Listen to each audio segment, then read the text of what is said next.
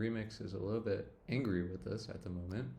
That's because I forgot to include external payable up here. So we've talked about these different function scopes before.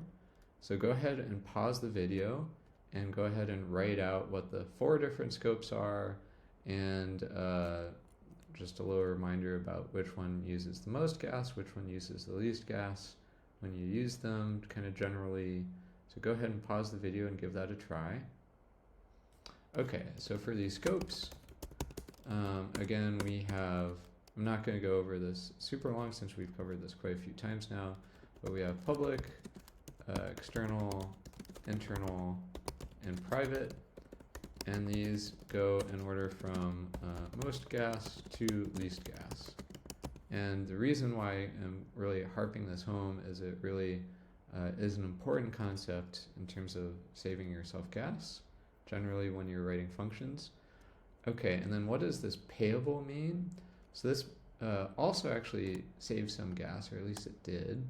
And that's because for some reason, I guess it makes sense. So Ethereum was originally meant as, you know, basically a payment vehicle, and always, you know, you have to deal with using gas in ETH, but the idea is that you send it from person to person, kind of like Bitcoin.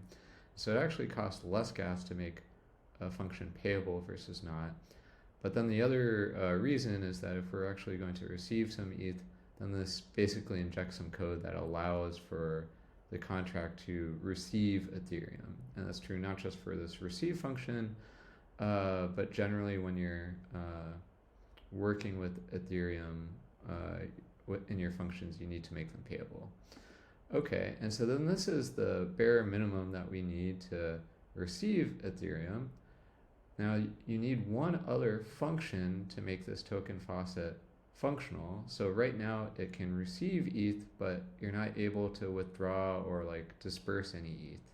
So go ahead and write a withdraw function. Okay, hopefully you paused the video. If you haven't done so already, please do so now and try writing that withdraw function. So what we're going to do is we of course start with our function keyword.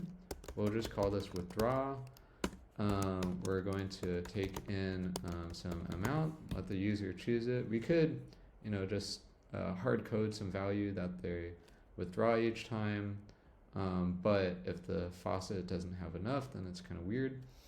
And then we're going to make this external again and payable. I don't remember if I actually need to make this payable, but it'll make it a little bit cheaper as far as the user gas goes.